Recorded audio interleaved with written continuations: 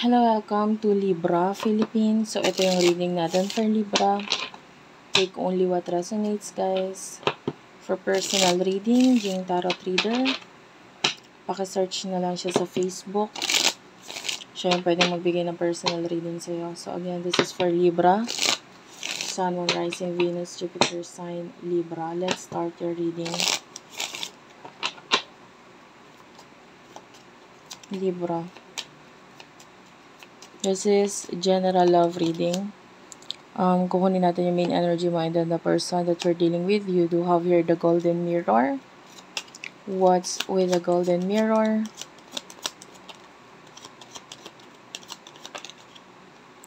Golden mirror is clarified by the dragonfly. And then, kukunin ko na rin yung person na kakonect mo, no? Kaya lang, wait lang. Kukunin ko yung card na gagamitin ko para sa kanya. Take only what resonates. Pwede magkapalit-palit ang roles, guys. So, kahit sinasabi kong ikaw, pwedeng person mo yun. Okay. Person na kakonect mo. Main energy niya. Cupid's arrow and the cameraman. Bottom of the deck is the heart with the key and the camera. Ayan.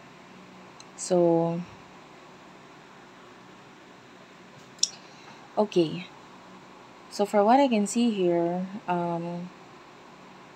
I feel like sa ngayon nakafocus ka sa sarili mo with the golden mirror. Lahat ng tingin mong aayusin sa sarili mo, whether physical, emotional, etc. Lahat ng kaya mo pang makita na mali, ayusin mo yan. Ugali, yung iba ugali eh. Ang daming adjustment na ginagawa ngayon. And with the dragonfly, I feel like, ayan, you're making changes. Ayan, with yourself. And maybe may mga pagbabago or may mga nabago na parang natutunan mo ng tanggapin. And then, nakafocus ka na lang dito. Pagdating din sa person na kakonect mo, naaalangan tong taong to with the Cupid's arrow. Pero parang naaalangan siya pero pwedeng naaalangan siyang makipag-meet sa'yo or makipagkita sa'yo. Like, I don't know, yung person na ito ay parang back and forth sa connection ninyo, balik-balik eh. May times na umaalis siya, lumalayo siya, or maybe pwedeng may distance talaga in the past sa inyong dalawa. Pero nakikita natin may paraan na yung distance ngayon na maayos ito or magkaroon ng pagkikita. But naaalangan siyang makipagkita sa'yo. Heart with the keys at the bottom of the deck. Yeah. Nakikita ka niya as someone na like you look so perfect. Parang ang perfect mo para sa kanya. Sa itsura, alam mo yun eh, yung iba sabi, hindi iba naman yung itsura ko eh, ganito ganyan. Pero yung iba, alam mo naman sa sarili mo na nag-i-improve ka. So, hinahangan ka nitong taong to na nakukyutan siya sa'yo. Yun yung pinaka nakukuha nating energy. Gagandahan na pupugian, nakukyutan. More on sa face, guys. And, I feel like with the camera, may mga nakikita kasi siya sa past na nagiging dahilan kung bakit nag-aalangan siya. You do have here the camera at the bottom of the deck. So, ikaw naman nakakonsentrate ka sa mga bago. Gusto mo buo ng bagong memories. So, kaya inaayos mo yung sarili mo ngayon kasi hindi pa naman huli ang lahat, diba? Pwedeng ikaw yung nagkaroon ka ng comeback. Pwedeng dati iba yung itsura mo, no? Pwedeng dumating ka sa point na pumangat ka na tumaba, na hindi mo ma-explain kung ano yung itsura mo noon. But now, parang na-realize mo, nako, kailangan ko nang ayusin ang sarili ko kasi hindi pa naman huli ang lahat. Hindi pa naman, maybe in the past, ang pangit ko sa mga pictures ko ngayon. Gusto ko nang mas ayusin pa yung sarili ko para mas maging mas maganda, mas ma-appeal ako sa mga tao or sa mga pictures na susunod pa. Kasi ang importante naman yung present at ang future eh. Yung past hindi na mahalaga. So, yun, yung nakukuha ko sa'yo, you're focusing on your present and in your future. At lalo na sa sarili mo. Kasi, physical, yan, more on physical na pag-aayos ang nakikita natin sa'yo. Kasi maybe yun ang way mo para mas magbago pa. No? Sisimulan mo sa sarili mo. Ano yung mga nasa isipan ni dalawa ng person nito? Nakakita nga pala ako ng lumang makeup. So, I don't know if you're wearing something na parang lumang makeup, ang tagal mo hindi nagamit, or iniisip mo nang mag-dispose ng mga lumang makeup. I don't know. Something to do with makeup. So, mga nasa isipan ninyo na itong person na ito.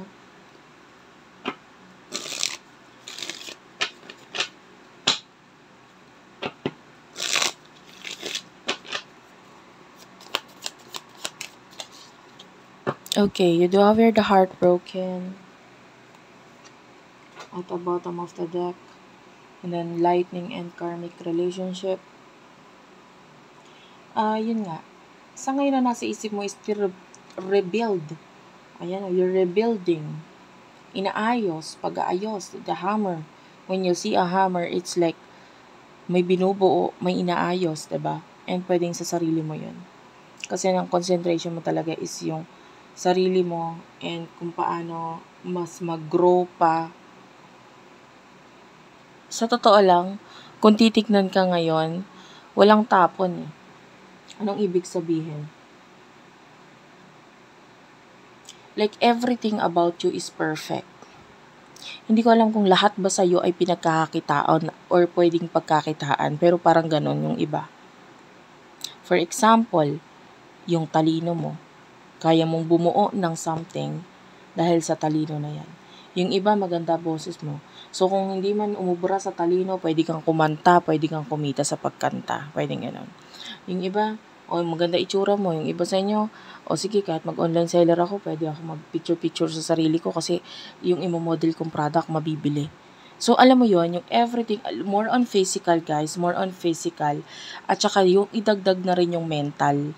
Kasi sabi ko nga, yung iba, may talino na natatangi. Tas lahat sa'yo is perfect, walang tapon. Lahat may pakinabang. Nagets mo yon. Kasi yung iba, ang ganda ng katawan, tas tapon naman yung, yung utak, di ba? Pero sa'yo, wala. Alam mo yan. Yung iba pa nga dyan, pwedeng you do have a great sense of humor. Magaling kang magsalita. Pwede kang mang-scam. Kasi magaling kang makaloko ng tao. Joke lang. Joke lang yan, guys. But anyway, the girl with the snake. So, yeah, you do have here boundaries sa ngayon between this person and actually, mas nakikita natin kiniklear mo yung energy mo, so pwedeng kina-cut off mo tong person na ito in the past. Okay, could be dealing with a karmic relationship or this person, ngayon niya natututunan lahat eh. Yung mga mali na ginawa niya at mga bagay na hindi niya ginawa sa'yo in the past. This person is, you do have your heart broken, so sobrang nasasaktan siya kasi nagpaka-immature siya mag-isip in the past. Yung iba, if you're dealing with a twin flame, then maybe yung tinutukoy nating third party, karmic relationship dito is a third party. Okay? And then maybe in the past, kaya siya naunahan ni third party is because masyado siyang nagpaka-immature. While on the other hand, ikaw naman masyado ka kasing mature mag-isip that time. So, pwedeng may mga bagay siyang hindi ginawa Kasi feeling niya masyado pang bata. Okay? Take only what resonates dahil magkaibang energy yan. If you're dealing with the karmic lessons, ang natututunan nitong taong to. So, moving on, emotions ng mga ninyo sa isa't isa. Ano mga emosyon ninyo ng taong ito sa isa't isa. Spirit guides, angel guides for our Libra. You do have your twin flames.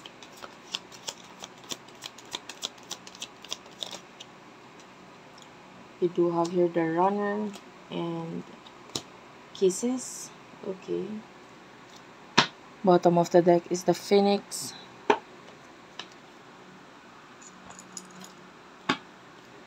For your person, emotions niya for you. We do have your date, healing heart, and hammer.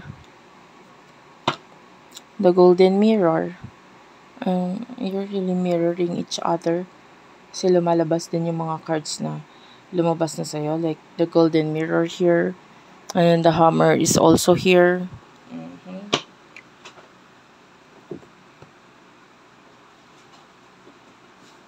Okay, emotion ninyo for some of you.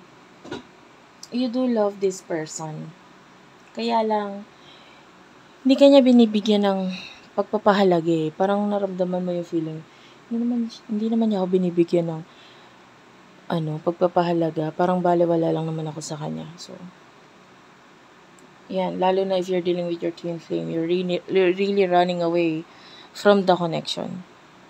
Okay, dun ka na lang sa taong mamahalin ka, sa taong ipapakita sa'yo kung gaano siya ka-in love sa'yo, diba? You want affection and pwedeng hindi yun nabibigay ng taong to. Pero maybe you do love this person. If you're dealing with a karmic, nandun pa rin yung love, pero medyo pataasan kayo ng ego ng person. No? So, tumataas ang ego mo ngayon. Yan. Nakita natin yung malaking pagbabago pagdating sa isip mo dito. Pagdating sa connection ninyo ng person na ito. Although the love or the emotion is still there, pagdating sa utak, medyo tumalino ka naman na very light ngayon. Kasi talagang, lalo na kung karmic yung kakonect mo. Parang ayoko naman na kasi magpakatanga. Parang ganun. And with regards to your person, this person is, I feel like, siya eh, may addictions. Yeah. Na paulit-ulit. If you're dealing with a karmic, high chance there's addiction sa taong to na paulit-ulit niyang ginagawa. Lalo na ko yung energy niya is yung laging itsura niya, gusto niya mukha siyang mayaman. This could be a reading. Alam mo yan sa person mo. A very toxic person. Tapos, may bisyo.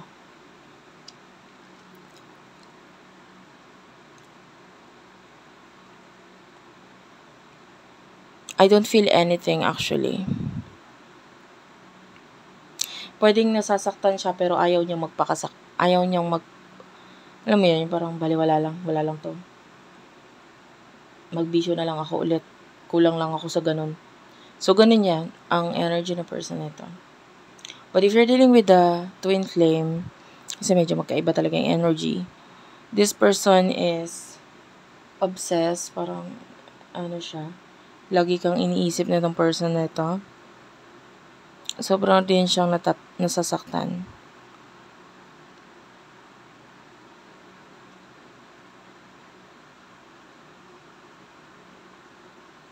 Part of your person is masyadong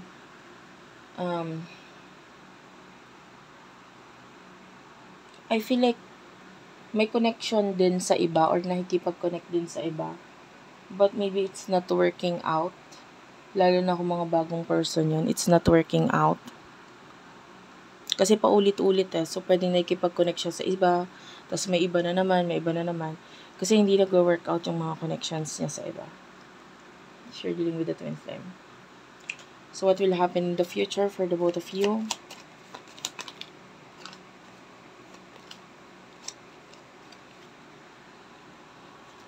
You do have here the Grim Reaper and the keys on a ring. Seduction is here and a mirror. Coffin is at the bottom of the deck.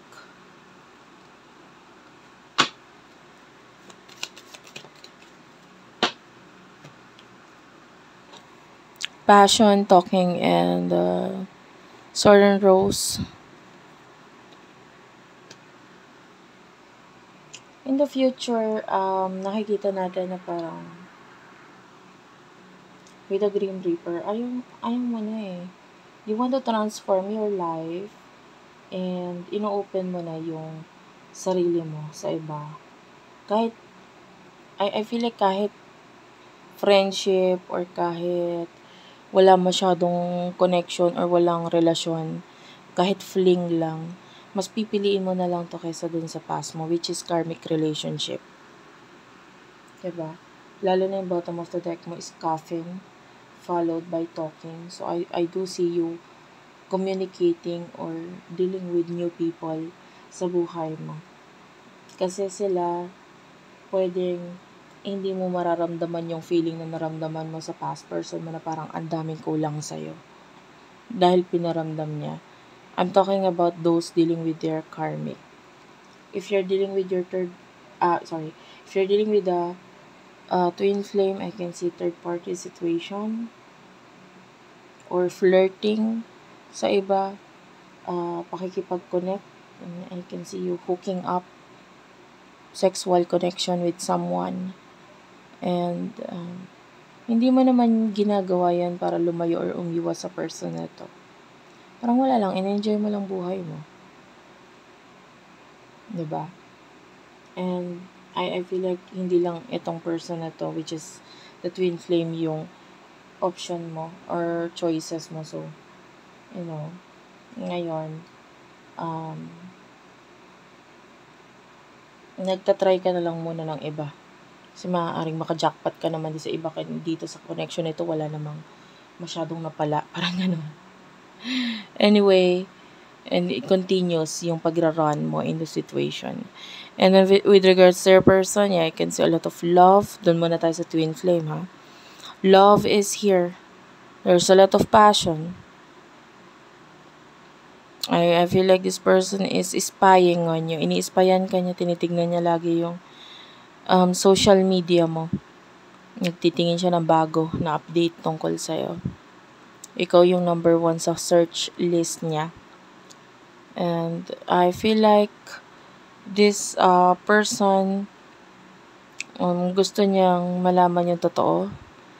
Or gusto niyang sabihin din sa'yo yung totoo. But sa ngayon, I'm feeling like yung person na to is nararamdaman niya na wala ka na eh. Wala ka na sa buhay niya eh. Ikaw na yung kusang lumayo or umalis dito. So, sobrang nasasaktan ng taon to. With regards to those dealing with their twin flames, your future is that this person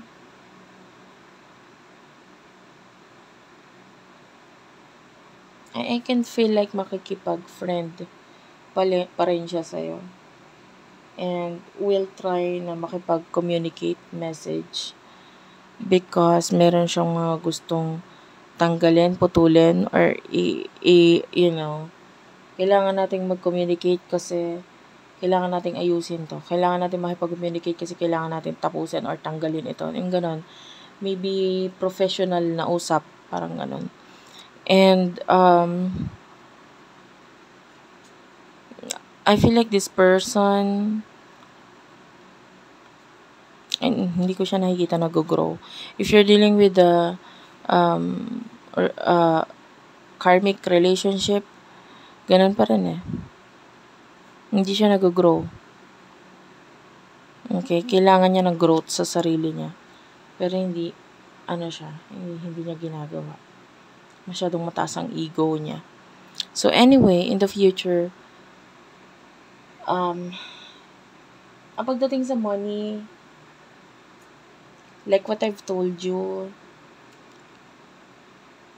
magbubunga yung mga kagalingan mo, gamitin mo yun. Utak mo, itsura mo, boses mo, kung saan ka man magaling. Thank you for watching. I love you all and bye-bye.